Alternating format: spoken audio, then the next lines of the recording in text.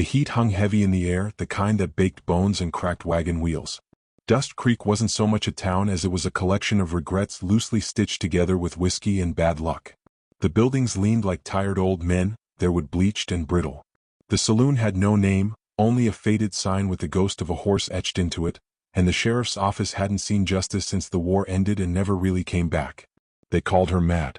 Mary McCrae walked through the middle of town like a phantom, boots scuffing the dirt, a revolver slung low on her hip and a threadbare veil trailing from her weathered hat. Her eyes, though, green like bottle glass and just as sharp, never blinked too long. The townsfolk scattered when they saw her coming, the bravest among them settling for muttered insults. Kids sometimes tossed pebbles. Once someone had thrown a chicken bone. She never flinched, never changed her pace.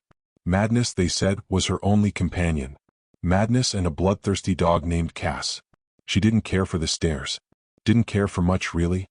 Every step she took was toward something else, something only she could see. In her mind there were faces still alive, voices still echoing through smoke and gunfire. Her fiancé, Samuel Boone, was one of them. He had laughed like thunder and kissed like he meant it, and they had been 2 weeks from marriage when a gang tore through Dust Creek looking for gold and found only death. Samuel had tried to stop them. He died in the street, face down in his deputy badge. She'd found him cold, blood soaking through his good shirt. The scream had ripped out of her before she realized it came from her own throat. The fire came later. Some said she set it herself. Others claimed it was the gang returning to finish the job. Either way, the McCrae family homestead burned to blackened bones, and Mary had walked out of the ashes with soot on her cheeks and a revolver clutched in both hands like a holy relic. The girl who'd once taught poetry at the schoolhouse became something else entirely. She stopped speaking to folks. Stopped sleeping under roofs. She followed tracks no one else saw and wrote letters to men who'd been dead for years. The town gave her wide berth. That suited her fine.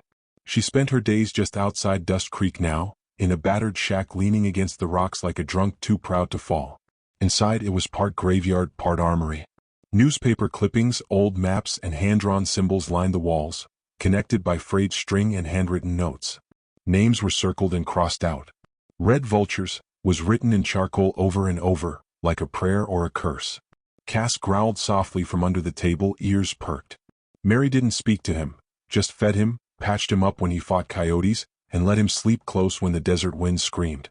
He was a mean dog, but he didn't flinch at gunfire, and he never looked at her like she was broken. She sat on the floor, cleaning her revolver in silence. The room smelled of gun oil, old sweat, and the dry decay of desert things. She wasn't waiting for anything exactly. She just knew something was coming. From the edge of the canyon you could see the whole town. She stood there sometimes watching the lights go out one by one. She counted them like tally marks on an invisible ledger. The saloon stayed lit longest.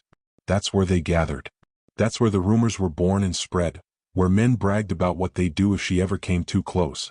She'd heard it all. She'd even smiled once, quietly, when a drunk dared call her beautiful, right before she knocked out 3 of his teeth for grabbing her wrist. That morning she heard the church bell ring.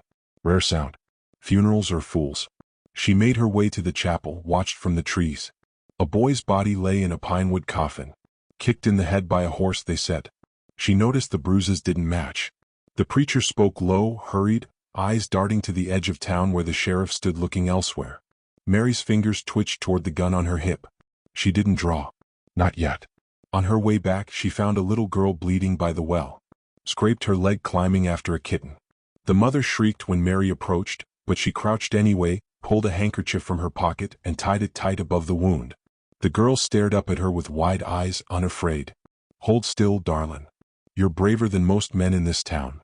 The mother yanked the child back, spitting curses. Mary stood slowly. Didn't speak. Just turned and walked away, the bloodied cloth still warm in her hand. She tossed it into a fire pit outside her shack that night and watched the flames take it. Her fingers shook, but only a little. The desert had a way of preserving things.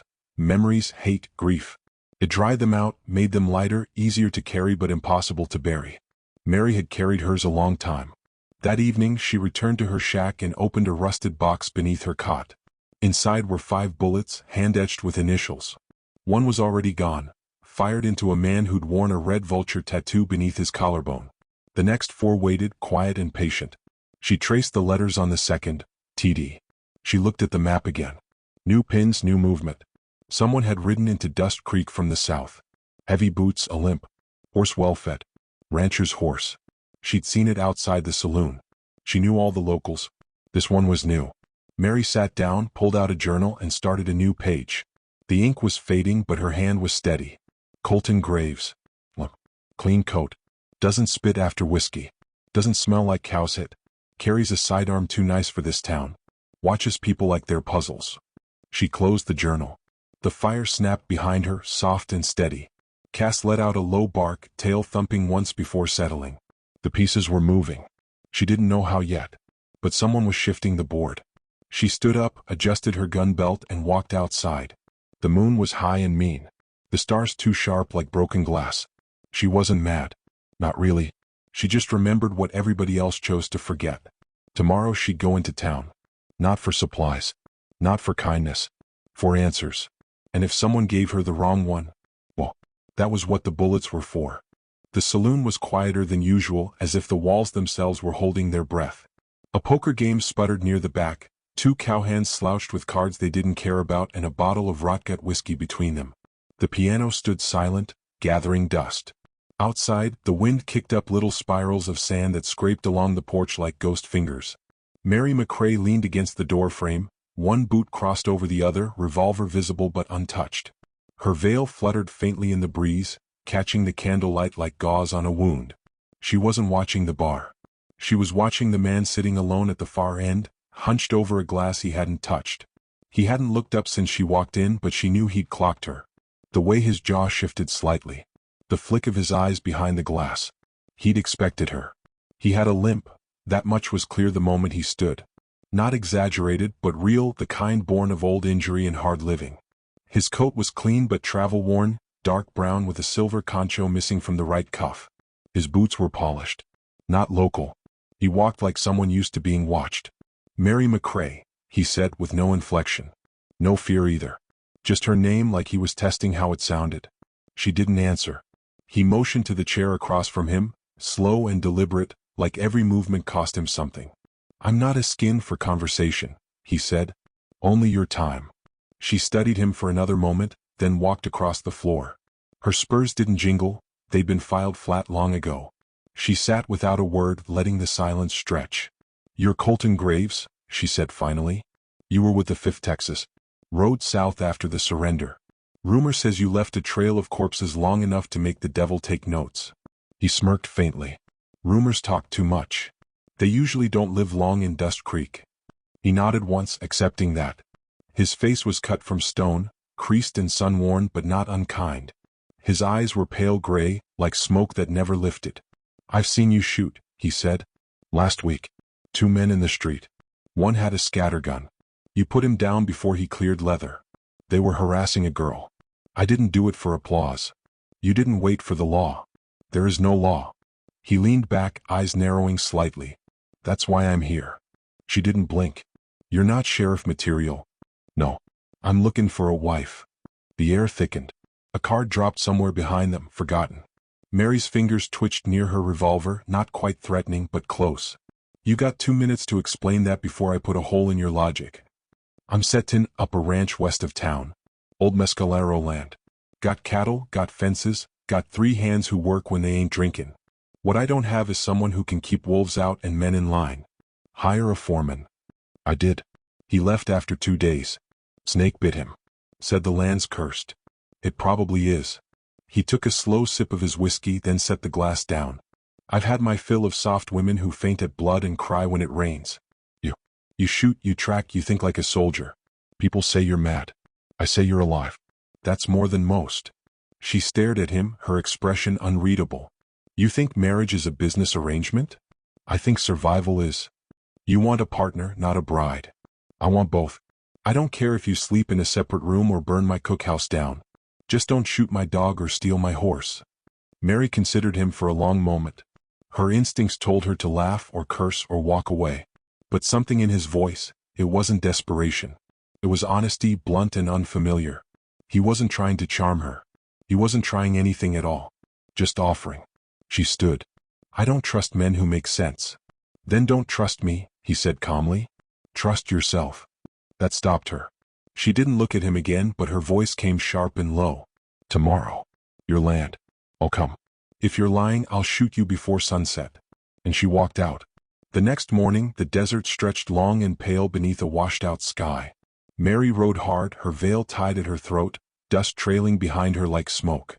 Cass ran alongside, tongue out, paws kicking sand. She reached the ranch by noon. It was rough land but strong, mesquite trees and stubborn grass, a riverbank cutting deep through red rock. The fences were new, the cattle thin but alive. Graves stood waiting by the barn, hat off as if greeting royalty. Or danger. He showed her the barn, the fields, the sleeping quarters. No tricks. No hidden men. The place was real. Scarred but standing. She watched it all with narrowed eyes. Took in the layout, the exits, the water sources. A lifetime of reading danger had made her thorough. Inside the main house, she noticed a photograph, faded, cracked glass. A younger Graves, smiling with a woman and a little boy. Family? She asked. He nodded. Wife died birthing the child. Boy didn't make it through winter. That was 10 years ago. She said nothing. He poured coffee, strong and black, and slid the cup toward her. You can stay a week. Just to see. No obligation. Mary looked down at the cup, then at him. You think I'm here to see your cows? No, he said. I think you're here because you saw the brand on my man's neck. The room cooled. Her spine straightened. You noticed, she said flatly. I figured you would. She rose, pacing slowly. You got men riding with you who carry red vulture marks. I didn't know it at first, he said. Most of them hide it well. They change names, change towns. This one didn't. I let him stay because I wanted to know what he'd do. Why tell me? Because you're not here for marriage either. You're here for justice. Maybe revenge. Maybe both. He stepped closer, voice low. I'm offering you land, shelter, and a place to reload. In return, you help me clean house. When it's done, if we're both still standing, maybe we figure out the rest. Mary tilted her head slightly. You're a strange man, Graves? You're a stranger woman, McCrae? She smiled then. Barely. A flicker. But it was real. Later, as the sun dipped behind the canyon, she stood by the porch, arms folded. The cattle lowed in the distance. Cass sniffed the wind. Graves stood beside her. You believe in omens? He asked. No, she said. But I believe in patterns. This place feels like a storm waiting to happen. He nodded slowly. Good. I need someone who can smell lightning. She didn't look at him when she said it. I'll stay. And that was all. But it was enough. The first week on the ranch passed in sweat and silence. Mary worked from sunup to well past dusk, breaking horses, fixing fence lines, and mapping every inch of the land in her mind. She never asked questions and she didn't tolerate any either. The 3 ranch hands kept their distance, unsure whether to fear or admire her. One of them, a heavy-set man named Burke, kept watching her too long, too often. The brand on his neck, half hidden beneath his collar, had caught her eye the moment she arrived. She made no move yet. Not until she was sure. Colton Graves, true to his word, didn't bother her with pleasantries. He worked beside her, matching pace despite his limp. He didn't speak unless it mattered. When he did, it was useful, where the well was drying, which fence needed a double line, where the coyotes prowled. His presence was steady, unshakable, like the land itself. He didn't ask about her past, but he didn't pretend not to know either. She appreciated that. One evening, they sat on opposite ends of the porch, the sky burning orange above them. The silence between them wasn't awkward, it was earned. Comfortable. The kind only forged between 2 people who'd survived too much to fill time with idle words. You don't flinch when the shots start, he said. Mary didn't look at him. I flinched once. Never again. He nodded like that was enough. It was. Later that week, she found a piece of paper tucked under her saddle, a crudely drawn vulture with bleeding eyes. No signature. No threat written. But she understood. A warning. Or a challenge. She showed it to Colton. Someone's testing you, he said. Someone's about to fail. That night she didn't sleep. She waited by the barn with her rifle across her lap. Cass lay beside her, still and silent.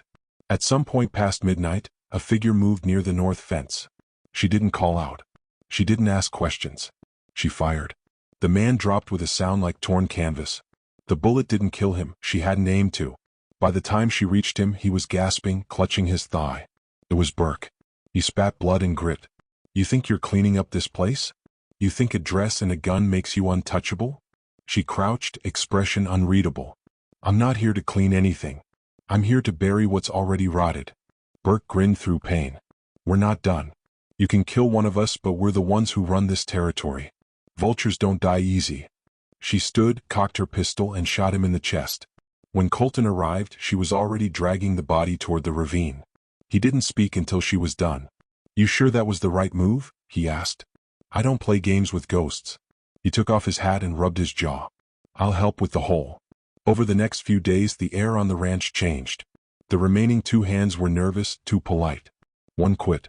The other, a wiry man named Tuck, stayed on, but only because he owed Colton for saving his brother during a cattle raid. Mary watched him closely, but he had no brand, no markings, and a fear in his eyes too genuine to fake. With fewer men, the work doubled. Mary took it on without complaint. Every fence post she drove in, every trail she scouted, she did with the quiet determination of someone building a fortress, not just for defense but for vengeance. One morning, Colton handed her a ledger. Supply runs. Ammunition. Cattle feed. I trust your judgment, he said. You shouldn't, she replied, but she took the book. He smiled faintly. Maybe not. But I like how you spend bullets. They started eating meals together, still quiet but closer.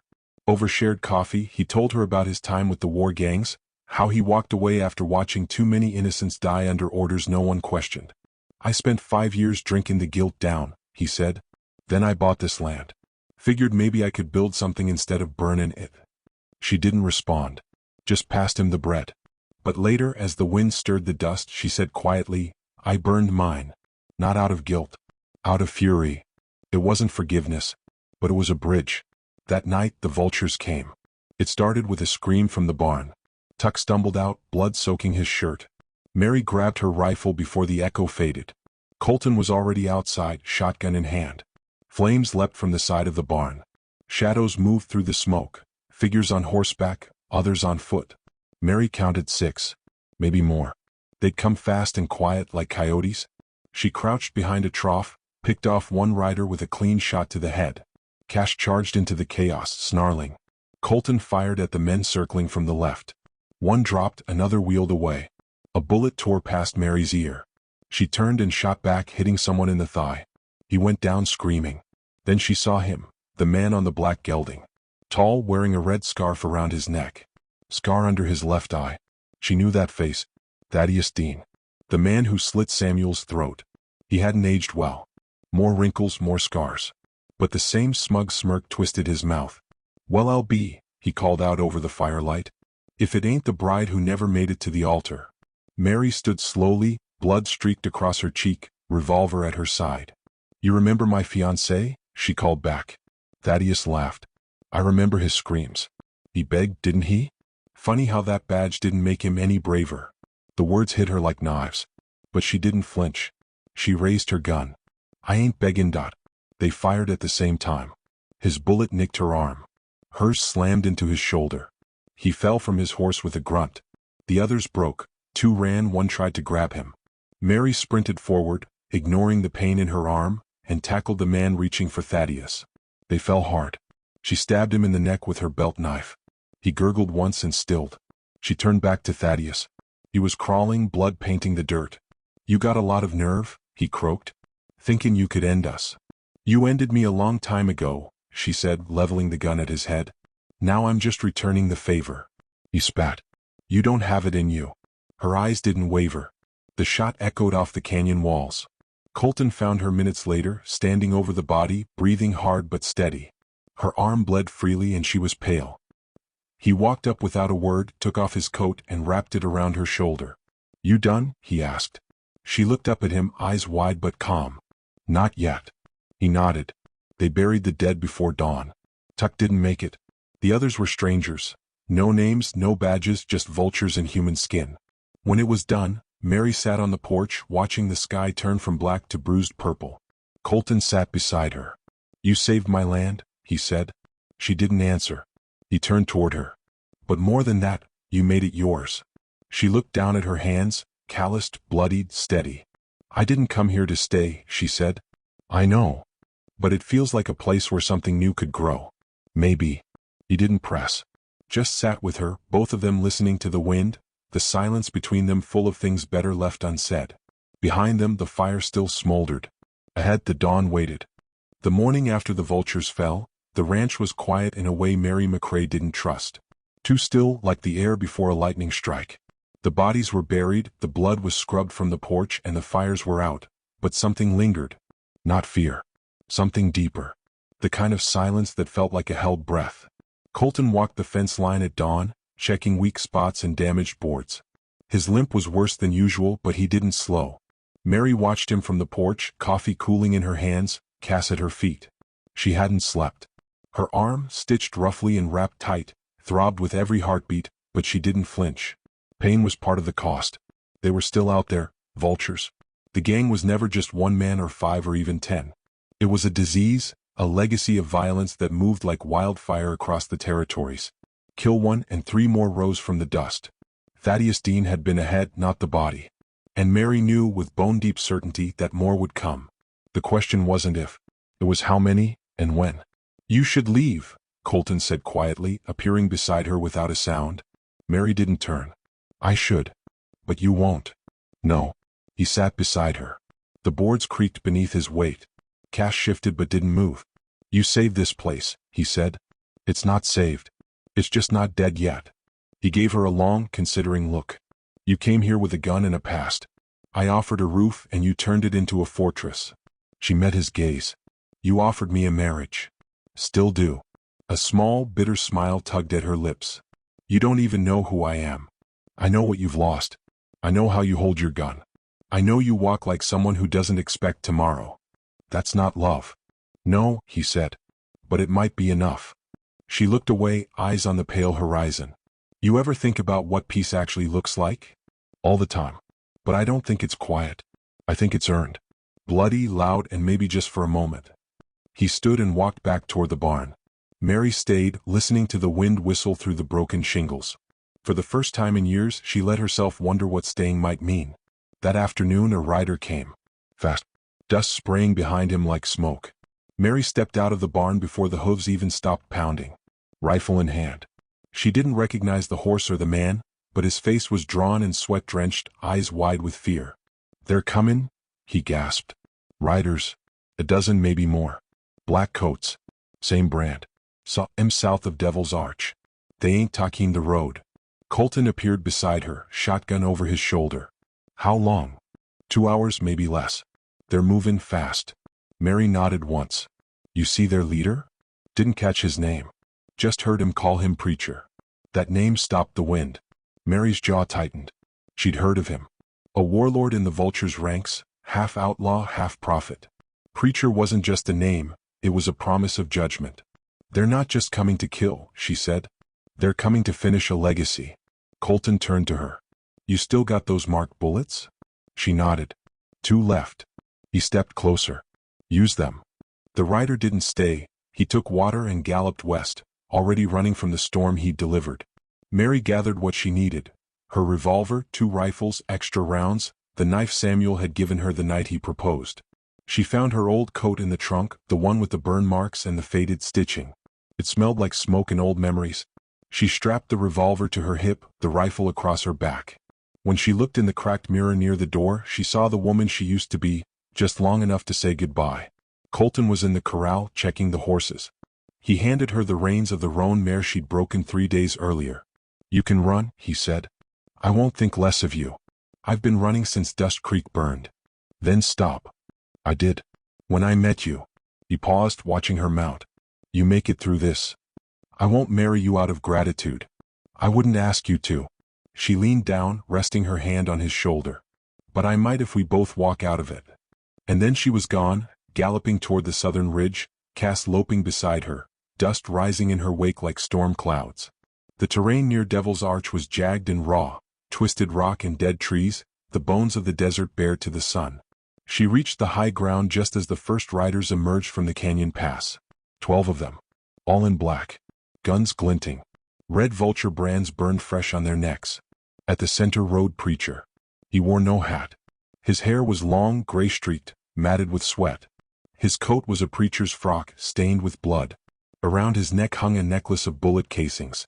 His eyes were hollow and bright, like something unchained from hell. Mary McCrae, he shouted across the divide. "We've heard of you. You'll wish you hadn't," she called back. He laughed, raising his arms like a showman. "You think vengeance is justice. But all it's ever bought is more fire." She raised her rifle. "Then let's burn." The first shot dropped a man clean off his horse. Chaos erupted. Cass tore into the flank, dragging a rider from his saddle. Mary moved fast, firing, reloading, firing again.